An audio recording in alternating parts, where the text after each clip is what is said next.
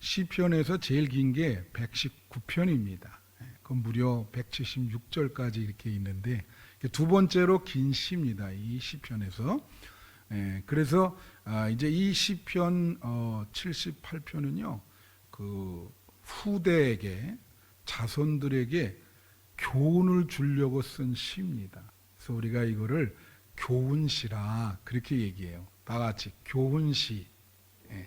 그 시편은 여러 가지 주제별로 종류를 나누거든요. 그래서 이렇게 너무 어려운 상황에서 호소하는 시를 우리가 탄식시라 그러고, 또 하나님을 찬양하는 시를 찬양시라 그러고, 그러니까 오늘은 이 본문은 교훈시가 되는 겁니다. 그래서 이스라엘 역사에 대해서 이제 교훈을 하는데, 여러분 역사가 중요하죠. 그 E.H. 카라고 하는 그 역사학자는 역사란 현재와 과거와의 대화이다 그랬어요. 그래서 그 말씀은 과거가 현재에 영향을 준다. 그렇게 그게 역사라고 하는 것이죠. 역사를 무시할 수 없습니다. 그 다음에 그 호모데우스를 쓴 요즘 유행하는 그 이스라엘 학자 있잖아요. 유발 하랄이라고 하는 그런 분은 또 이렇게 얘기했어요. 역사는 과거를 미래를 위해 해석해 주는 것이다. 그렇게 얘기했습니다. 이분은 또 역사에서 제일 중요한 게 과거가 미래에 영향을 준다는 거예요. 아까 E.H. 칸은 현재에 영향을 준다 그러고, 이 유발 하랄이라는 사람은 과거가 여러분이 어떻게 살았느냐가 어디에 영향을 줘요? 미래에 영향을 준다. 그게 유발 하랄리의 입장입니다. 이 시편 78편은요, 72절을 세 파트로 나눌 수 있어요. 첫 번째 파트는 뭐냐면 하나님이 이스라엘 백성에게 끊임없이 은혜를 베푸셨다. 늘 은혜를 베푸셨다. 그거고요. 두 번째 파트는 그런데 이스라엘 백성은 끊임없이 하나님을 배반했다. 하나님의 은혜를 배반했다. 그걸 이제 신뢰를 이렇게 보여주고 있고, 세 번째 파트는 그럼에도 불구하고 하나님은 이스라엘 백성을 용서하시고 자비를 베푸셨다. 이렇게 세 파트로 나눠지고 있습니다. 그러나 큰 주제는 뭐냐면 하나님은 은혜를 베푸는 존재시다. 이스라엘 백성에게. 인간은 뭐죠? 하나님의 은혜를 배반하는 존재이다. 그래서 이 제목이 은혜를 망각하지 말자. 하나님의 은혜를 우리가 망각하거든요. 그래서 하나님이 구약 성경에서 제일 많이 나오는 말이 뭔지 알아요? 기억하라는 말이에요. 하나님이 얼마나 마음이 답답하면 여러분들에게 그렇게 말씀하시는 거예요. 날 좀 기억해 줄 수 없겠냐? 그리고 내가 과거에 너에게 은혜 베푼 걸 좀 기억해 주면 안 되냐? 하나님도 여러분의 사랑이 그리운 겁니다. 날 좀 기억해 달라. 날 좀 생각해 달라. 내가 너를 그렇게 사랑하고 은혜 베푼 것 좀 기억해 주면 안 되겠냐? 이제 그게 이 시편 78편의 주제라고 보면 됩니다. 그리고 72절을 다 이렇게 다 여러분에게 읽어드려서 설교할 수는 없죠. 내용이 기니까. 그 중에서 제가 택한 거는 하나님이 여러분에게 베푼, 이스라엘 백성에게 베푼 은혜가 뭐냐? 그 부분을 오늘 본문으로 발췌를 한 거예요. 오늘 그러니까 주제가 은혜죠. 여러분, 우리가 늘 제가 말씀하지만은 교회 와서 우리 성도들은 무조건 은혜 받아야 돼요. 목숨 걸고 은혜 받아야 돼요. 왜 그랬죠? 은혜를 받는 것이 여러분의 신앙에 생명력을 주기 때문에 그래요. 교회 와서 은혜 못 받으면 여러분의 신앙의 생명력은 쇠잔합니다. 쇠퇴해요. 그래서 교회에서 관심사가 뭐냐? 여러분이 이 교회를 오고 가고 할 때 관심사는 은혜 받는 것이 돼야 되는 거예요. 여러분 우리 한빛교회 다니면서 은혜 받는 여러분 되시기를 축원합니다. 은혜를 받으셔야 되는데 이 은혜 받는 그 성도, 그러니까 성도가 은혜를 받는 이 종류, 경우의 수가 몇 가지가 있어요. 그래서 한번 여러분은 어느 경우의 수에 속한지 한번 생각해 보세요. 나는 어떤 경우의 수에 속하는가? 그 첫 번째는 교회 와서 하나님의 은혜를 전혀 못 받는 사람이 있어요. 그러면 어떡하죠? 이제 큰 문제인 거예요. 교회 오시는데 하나님의 은혜를 전혀 못 받아. 뭐 저희 교회뿐만 아니라 한국교회 많은 성도들이 교회는 다니는데 은혜를 못 받습니다. 큰 문제가 발생하는 거죠. 그러면은 그거는 뭐 이거 교회 다니는데 은혜에 관심도 없고 은혜도 못 받고, 그러면 여러분 삶이, 오늘 기도하시는 분이 삶이 힘들어요 이렇게 하신 것처럼 힘들어요. 은혜를 못 받으면 인생이 힘듭니다. 그죠? 은혜를 받으셔야 여러분이 순탄하게 인생을 살 수가 있어요. 믿으십니까? 그래서 교회 와서 은혜를 못 받으면 안 된다. 그다음에 두 번째 유형은요, 와서 은혜를 받는 척하는 분들이 있어요. 실제로는 겉으로는 속으로는 은혜를 못 받는데 겉으로 은혜 받는 척하는 분이 있다고. 목사님들도 그런 분들이 있어요. 제가 언제 한번 들었는데 어떤 목사님이 이제 교회 부임하러 했는데 그 교회 대다수의 분들이 방언 기도를 하는 거예요. 뭐 방언 기도가 그 방언이라고 하는 거는 은혜보다는 은사라 그래요. 우리가 은사. 물론 하나님이 주시는 은혜와 비슷한 점은 있죠. 은사나 은혜는 원어가 같아요. 거기서 파생. 은사인데 대부분이 그 교회는 이제 전임 목사님이 그걸 중요시 여긴 거예요. 근데 이 목사님은 방언을 받은 적이 없는 거예요. 그러니까 이 성도들이 오자마자 목사님 방언하세요? 그러니 이건 뭐 교인들 대다수가 방언 기도를 하는데 목사가 돼가지고 방언도 못하면 어떡해요? 그래도 뭐 그게 못한다는 게 내가 말씀드렸지만 나쁜 게 아니라고 말씀드렸습니다. 그게 뭐 반드시 필요 조건은 아니에요. 성도에. 그럼 목사도 못 받을 수 있죠. 그건 하나님이 주시는 거기 때문에 하나님 마음이에요. 그게 사람이 뭐 그게 자기가 뭐 달라 그래서 이게 하나님이 주시고 싶으면 주는 거고 그렇지 않은 건데, 그렇게 말하니까 이게 목사로서 이 권위가 안 쓰잖아요. 그러니까 나 방언 기도 한다고 그리고 얘기를 한 거예요. 이제 새벽에 막 하는데 그 방법이 어떻게 할까? 그래서 여러분 주기도문을 헬라어로 된 주기도문이 있거든요. 그런데 그 주기도문을 기도하면서 주기도문을 헬라어로 막 올라올라 막 이렇게 한 거예요. 교인들이 헬라어를 어떻게 합니까? 그죠? 그러니까 우리 목사님 말이야, 새벽 기도 너 봤어? 이 방언 기도 아주 은혜롭게 하신다고 그렇게 얘기를 했는데 다 거짓말인데, 그죠? 그렇게 해서 되는 게 아니에요. 믿음 생활은 여러분 영성은요 조작해서 되는 게 아닙니다. 그냥 하나님 앞에 있는 그대로의 모습을 보여드려야 하는 거예요. 다 하나님도 알고, 그렇죠? 이게 많은 분들이 자꾸 이게 조작하려고 그러면 안 되죠.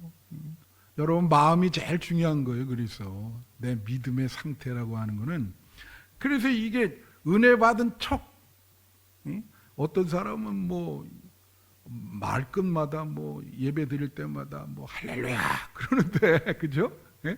예. 마음이 중요하죠. 마음이. 예. 마음이 중요하다. 예. 여러분 실제적으로 은혜를 받는 여러분이 되시기를 축원합니다. 네, 실제적으로.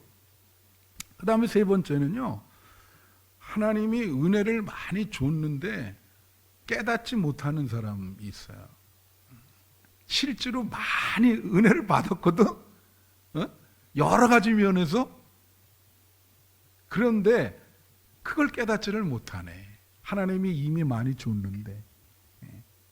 여러분, 이게 난회의 얘기지만 그 영화 중에 아마데우스라는 영화 있어요. 보셨어요? 그 모차르트의 일생을 다룬 건데 거기에 보면 그게 뭐 실화는 아니라 그래요. 어떤 분의 그 책을 영화화했는데 하여튼 그 책의 그 근거에 보면 이 모차르트는 천재입니다. 예. 그래서 아예 머릿속에 이 악보를 갖고 다녀요. 그리고 소리를 들으면 이 모차르트가 왜 천재냐, 안보. 이 옛날에 그 성가대에서 이렇게 할 때 그 노래 나오면 이 악보 있잖아요. 그거 기가 막히게 이 외우는 능력이 있어가지고 아예 이 머리가. 그래서 뭐 이거 위대한 곡도요 한 몇 시간 만에 이렇게 다 쓴 거예요 그게. 그러니까 천재죠 그냥 뭐. 근데 그 사람을 그 영화에 보면은 시기하는 사람이 나오는데 그게 살리에르라는 사람이에요. 살리에르 궁정음악 그 단장입니다. 근데 그 사람도 사실은 그 당대에 대단한 음악가고 뭐 노력에 의해서 하지만 작곡 실력이 대단한 거야. 근데도 그걸 깨닫지를 못해요.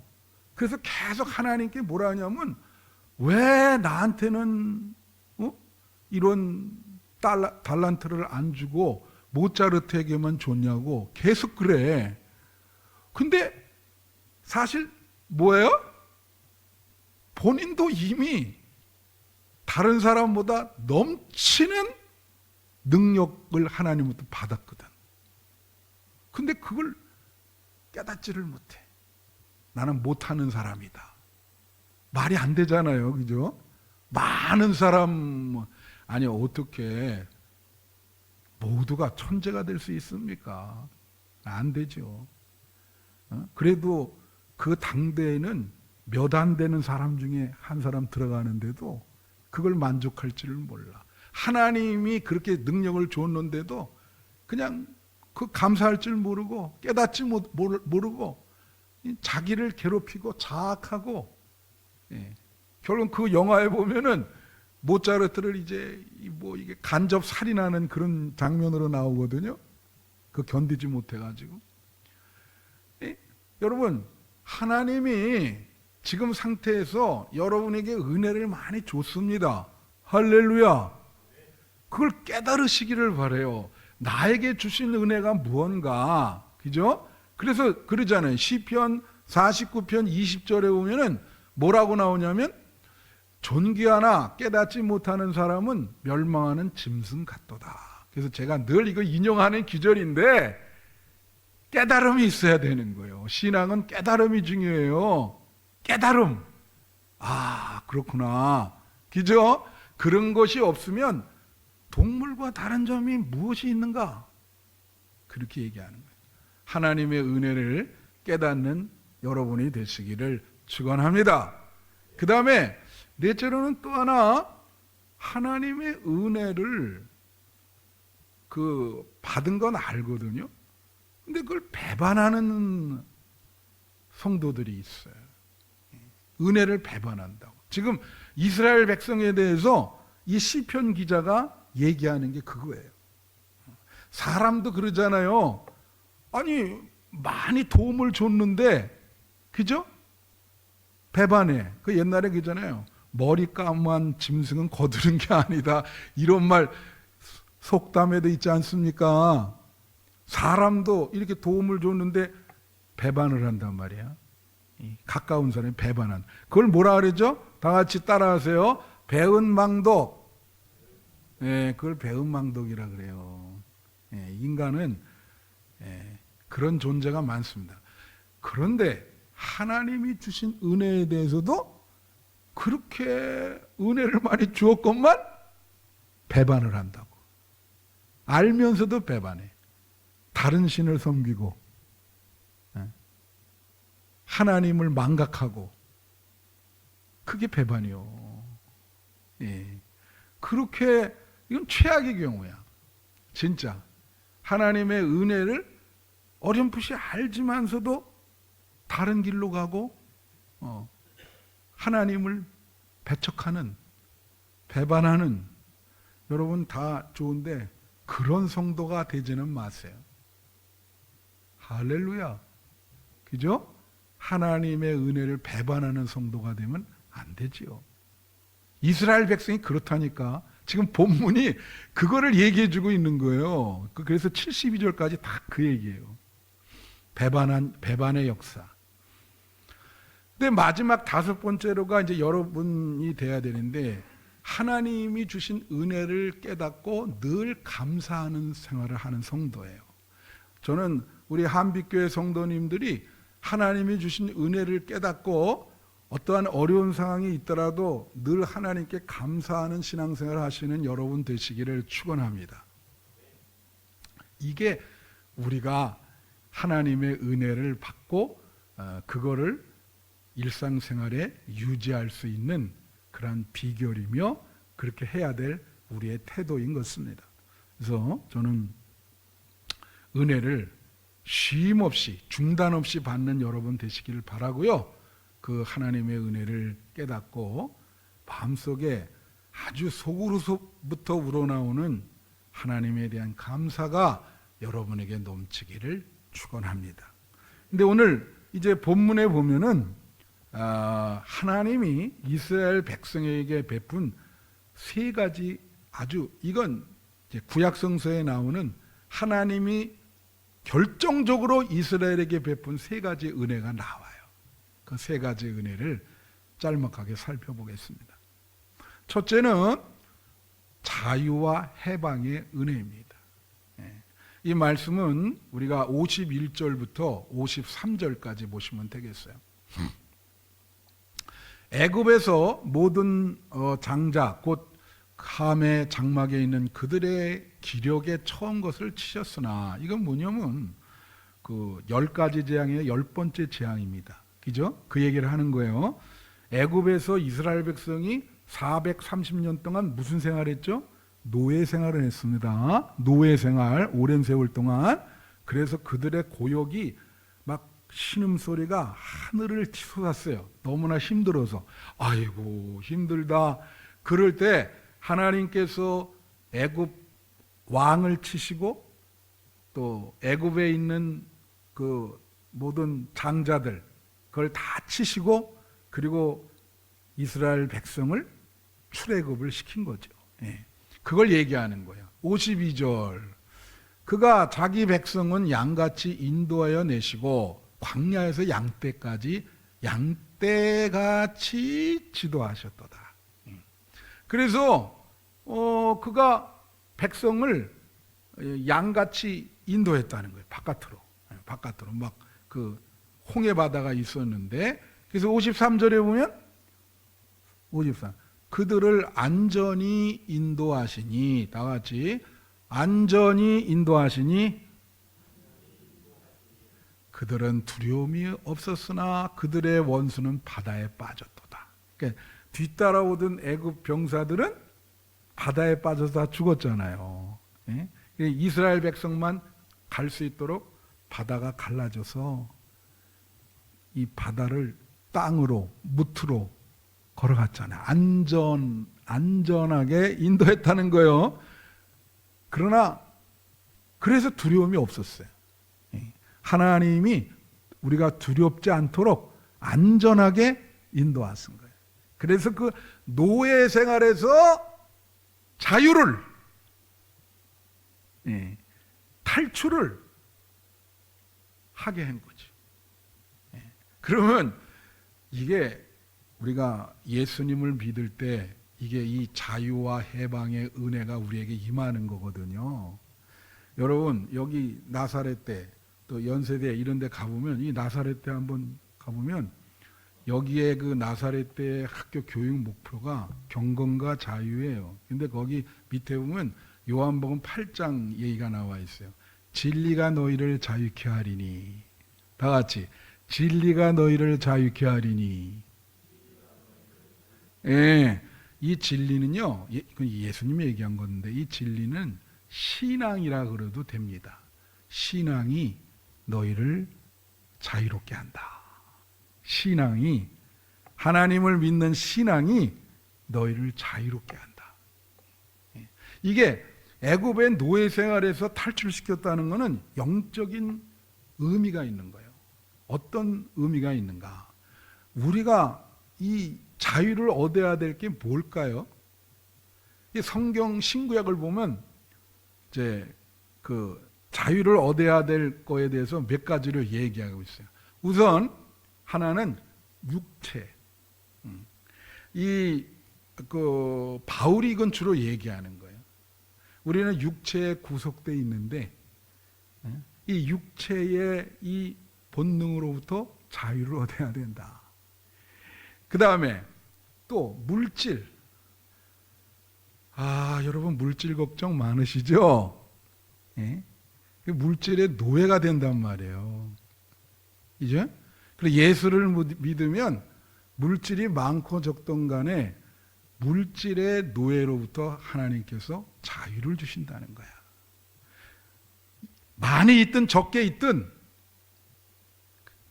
물질로부터 그 압박 속에서 자유를 준다고. 예수를 믿으면. 할렐루야. 여러분이 그런 믿음의 상태가 돼야 돼요. 또 하나는 이게 불교에서는 인연이라 그러고 그냥 인간관계죠. 인간관계가 우리한테 굉장히 고통을 주죠. 굉장히 고통 줍니다. 예? 가까운 사람, 멀리 사람 다 마찬가지예요. 근데 정말 이 고통이 있는데 예수님을 제대로 믿으면 이 인간관계의 억압으로부터 자유함을 주신다는 거야. 이제는 연연하지 않는 그런 자유함을 주시는 거예요. 그게 바로 출애굽의 은혜인 겁니다. 그 노예 생활부터 나오게 하셨잖아요. 그렇죠? 그 다음에 또 뭐가 있어요? 질병과 죽음. 우린 제가 늘 말씀드리지만 교회가 그렇게 크지 않지만 매주 그 몸이 아파서 이렇게 고백하고 저한테 얘기하는 분들도 있고. 그러나 여러분 예수님이 2000년 전에 제일 많이 하신 일이 뭘까요? 병자를 고치신 일입니다. 그게 예수님의 사역의 거의 한 70%가 그거예요. 병자 혹은 정신이 이상한 사람 그것도 다 고치셨어. 근데 그때 말로는 귀신 씌웠다 그러죠. 귀신을 쫓아내시고 귀신의 괴롭힘으로부터 해방을 주셨다고. 그죠? 그래서 여러분 질병과 죽음으로부터 예수를 믿으시고 자유함을 얻으시기를 축원합니다. 이게 건강염려증이 있어요. 얼마나 그게 우리를 괴롭히는지 몰라요. 나이 들수록 더해. 그래서 막 이 병원 가고 저 병원 가고 그게 참 어려운 건데 우리가 예수님께 맡겨야 되거든요. 그러면 건강염려증에서 해방이 될 줄로 믿습니다. 그 다음에 또 어떤 억압이 있죠? 다 같이 생존. 따라해 보세요. 생존. 나이 드신 분 더해. 은퇴 이후에 이게 삶을 준비해 놓지 않았기 때문에. 그렇죠? 생존에 대한 억압이 있어요. 이거 어떻게 해야 사나. 굉장한 디프레션. 이것 때문에. 나는 미국서 영어 공부하는데 그 주제를 이렇게 성경 주제를 하는데 어디다가 실직 얘기가 나왔어요. 근데 와, 미국 여자가 한 50대 중반?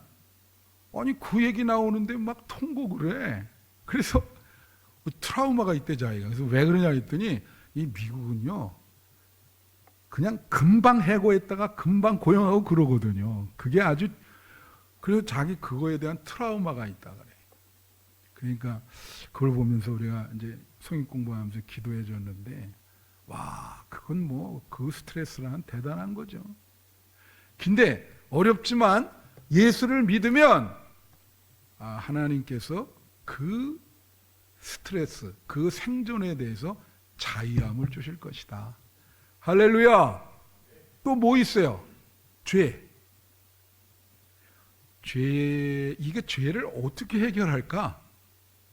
이제 이 죄의 이 유혹, 죄의 억압 속에서 헤어나오지 못하는 분들이 있단 말이에요.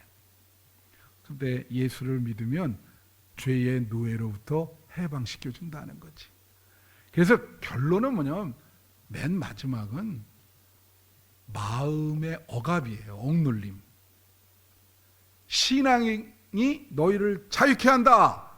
그럼 뭐냐면 우리가 이 마음의 억압, 내면적인 억압이 많아요. 짓눌림.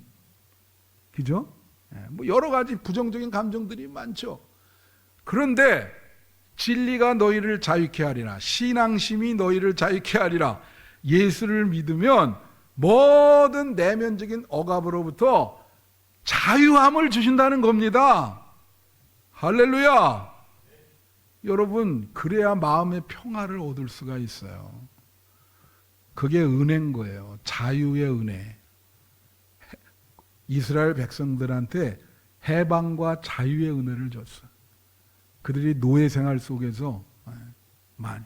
그런데 이거의 배반은 뭘까요? 이걸 배반했어요. 이 애굽의 노예 생활을 자유케 했는데 어떻게 배반했을까?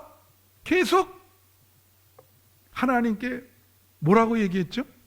왜 애굽으로부터 우리를 나오게 했느냐? 우리를 다시 애굽으로 돌려보내달라. 노예 생활이었지만 거기는 뭐 고기도 먹고, 언제 고기를 먹었어? 그렇게 배반을 해. 하나님이 탈출을 시켜줬는데도 감옥이 더 좋대야. 그게 인간이요. 여러분, 끝까지 예수님 붙으셔야 돼요. 그래야 여러분에게 자유함이 있는 겁니다. 정말 인생을 자유롭게. 니코스 카잔차스키라는 사람이 있어요. 그 무덤에 보면 이거 묘비에 이렇게 새겨져 있어. 나는, 자기가 그렇게 새겨달라고 그랬어. 나는 아무것도 바라지 않는다. 나는 아무것도 두려워하지 않는다. 나는 자유다. 그게 신앙인 거예요. 두 번째로 인도의 은혜를 줬다. 다 같이 인도의 은혜. 자, 이게 52절부터 54절 보겠습니다. 그가 자기 백성은 양같이 인도하며 한 번 내시고 광야에서 양떼까지, 이 지도하셨다도요, 인도하다랑 똑같아요. 어원이 같아요. 그 다음에 두 번 53절 그를 안전히 인도하시니 세 번. 54절 그들을 그의 성소의 영역 그의 오른손으로 만드신 산으로 인도하시고. 지금 이 4절인가 5절 안에 인도한다는 말이 4번이나 나와요. 되게 엄청 중요하죠. 그럼 뭘 인도한 거죠? 이 출애굽을 했더니 광야 생활이 기다리고 있어. 무슨 말인지 알아요? 근데 광야 생활의 뜻은 뭐예요? 가도 광야야. 그러면 광야 생활에서 제일 중요한 게 뭐죠? 어떤 길로 가야 가나안 땅에 이르는가?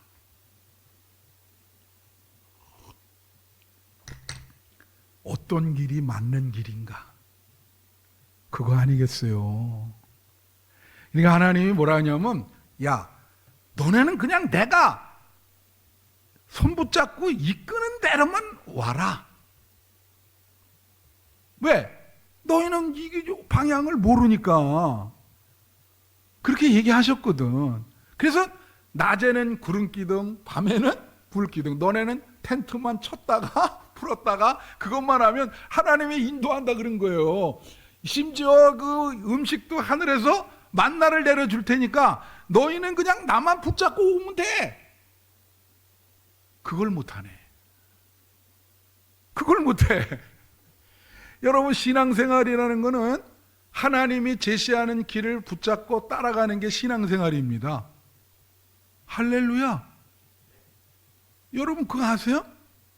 믿음이라고 하는 건 뭐냐면요, 여러분에게 내가 여러분 믿음이 있습니까 물어볼 때 하나님이 제시하는 길을 신뢰하면서 붙잡는 거예요. 믿으십니까? 예? 그 하나님을 붙잡으라는 거예요. 그분이 좋은 길로 인도한다는 거를. 그렇잖아요. 여기에는 길, 그 다음에 분별력, 선악간의 판단, 이거 우리가 잘 못해요. 하나님이 해주시는 대로, 인도하는 대로 붙잡고 가라는 거지. 근데 자꾸 여기에 배반은 뭘까? 그 하나님의 길을 믿지 않고 자기가 막 뭐 이게 지름길이다 그러고, 그리고 하나님이 직접 손 붙잡고 인도하는데 원망 불평해. 아, 왜 이 길을, 그게 하나님의 주시는 길이 최선의 길, 최적의 길인 줄로 믿습니다. 근데 막 자기가 아니라고. 이게 내가 생각할 땐 이 길이 맞다 그러냐. 자꾸 그러면서 원망 불평하니까 하나님이 기분이 좋아요, 나빠요? 아이, 좀 모르면 가만히 있지 말이야. 그냥 너네는 붙잡고 오기만 하면 된다는데 그걸 못해요. 얼마나 원망하고 불평하는지. 그런데 여러분이 믿음이 있는가? 여러분, 인디아나 존스에 보면요, 그 마지막 장면이 뭐냐면 절벽과 절벽이 있어요. 그 주인공한테 맨 마지막 장면이야. 이렇게 있는데 다리가 없거든. 그러니까 어디서 음성이 들어오기를 디뎌라 그래요. 그냥 디뎌라. 아니, 다리가 없는데 어떻게 디뎌요?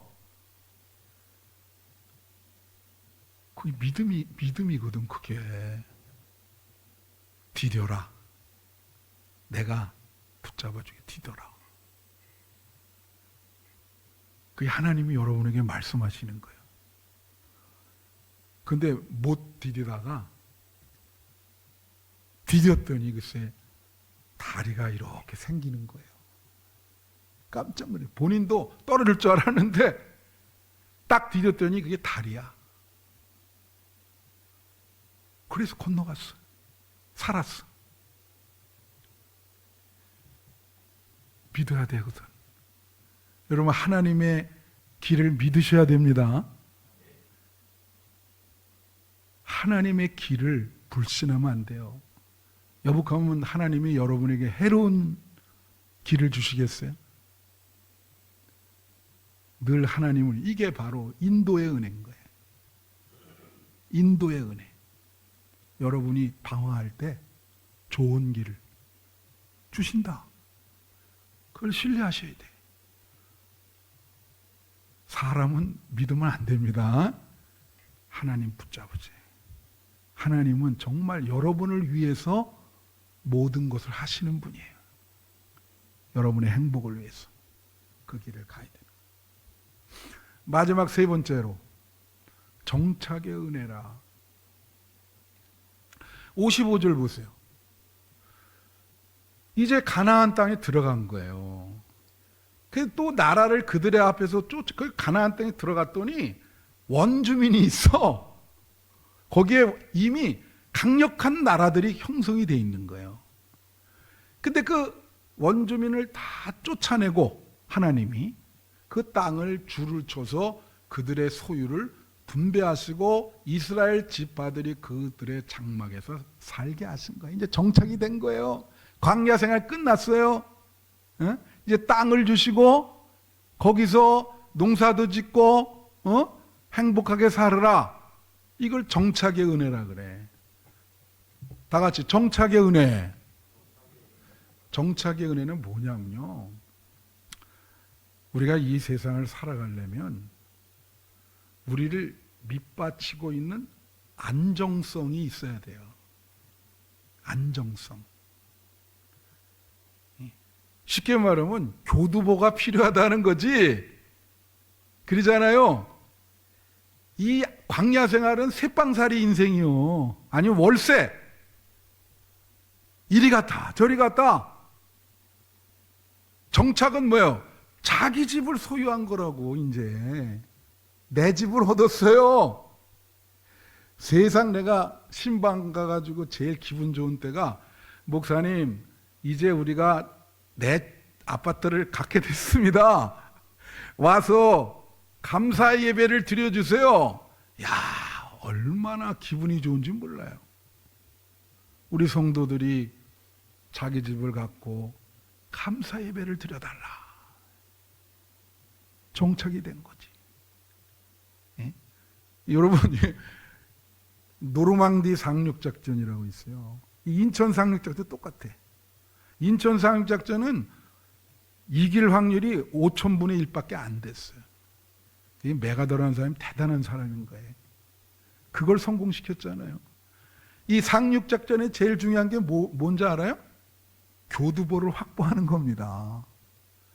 거기에 탱크, 군인들, 자기 요 조그만 땅이라도 지역이라도 확보가 돼야 되잖아. 그게 중요한 거예요. 여러분, 정착됐다는 것은 이제 믿음 생활을 할 수 있는 교두보를 확보했다는 거예요. 할렐루야. 여러분, 신앙생활이 영적인 전쟁입니다. 그걸 아셔야 돼요. 그냥 이렇게 느슨하게 이렇게 하셔가는 안 돼. 여기 보면 넋놓고 계신 분들 있더라고요. 이렇게 영적인 전쟁이라니까. 예? 어떤 분이 그 페타 한트게라는 사람의 그 단편인데 제목이 뭔지 아세요? 페널티킥 앞에 선 골키퍼의 불안. 참 제목이 대단하죠. 제가 그래서 그거 한번 읽고 짤 동영상을 한번 올리려고 이렇게 딱 해놨는데, 자, 이 페널티킥 앞에 선 골키퍼 얼마나 불안할까? 그렇지 않겠어요? 여러분, 그 골키퍼의 마음을 한번 생각해봐. 그냥 완전히 불안해가지고 온갖 신경이. 신앙생활은요, 페널티킥 앞에 선 골키퍼랑 똑같은 거예요. 예? 넋놓고 계시면 안 돼, 여러분. 시간은 흘러갑니다. 미래가 여러분을 기다리고 있어요. 어떻게 미래에 살 수 있는 교두보를 마련할 수 있을까? 여러분이나 나나 깊이 생각해 볼 필요가 있어요. 나는 신앙의 안정성을 확보했는가? 그렇죠? 정착의 은혜. 그래서 이때부터는 우리가 안전하게 생활할 수 있고, 소소한 즐거움이 있고, 승리의 기쁨이 있는 거예요. 믿음 생활에 대한 승리에 대한 기쁨. 정착이 됐으니까 이제 흔들리지 않아요. 여러분에게 정착이 필요해요. 여기에 배반은 뭘까요? 가나안 땅에 가서 이렇게 정착을 했는데 참 인간이 참 배반. 어떻게 보면 참 인간이 악해. 거기서 원주민의 토착신을 섬기는 거예요. 78편에 나와요. 이스라엘 백성이 하나님이 노예 생활에서 끌어내가지고 거기서 땅도 주고 이 가나안 땅에 정착시켜 놨는데 세상에 그 하나님을 망각하고 그 원주민이 섬겼던 토착신을 찾아가서 섬긴다니까. 그러니 얼마나 그게 배반의 역사입니까? 예? 그 78편은 뭐야? 후손들에게 너희는 이런 은혜를 망각하는 일을 절대 범하지 말라.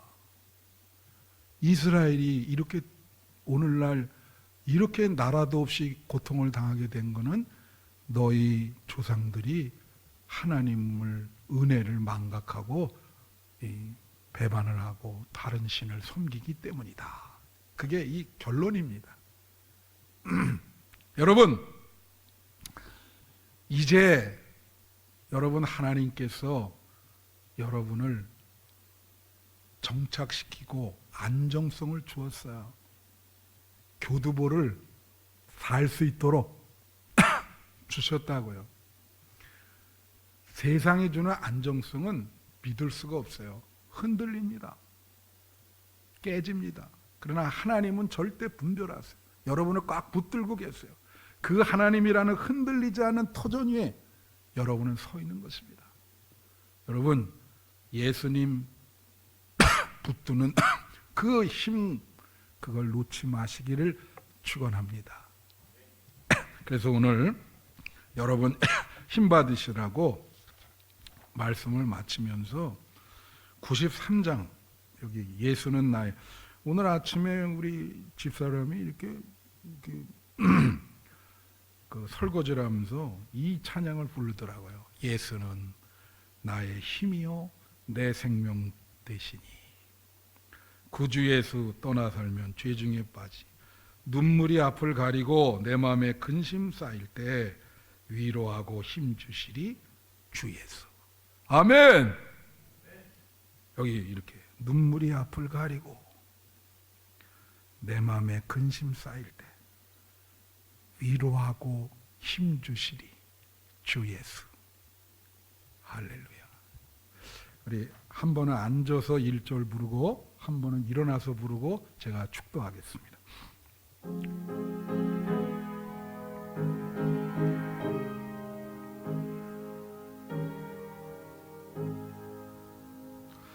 예수는 나의 힘이요 내 생명 되시니 구주 예수 떠나 살면 죄 중에 빠지리 눈물이 앞을 가리고 내 맘에 근심 쌓일 때 위로하고 힘 주시리 주 예수. 다 같이 일어나서 예수는 나이며 예수는 나의 힘이요 내 생명 되시니 구주 예수 떠나 살며 죄 중에 빠지리 눈물이 앞을 가리고 내 맘에 근심 쌓일 위로하고 힘주시리 위로하고 힘주시리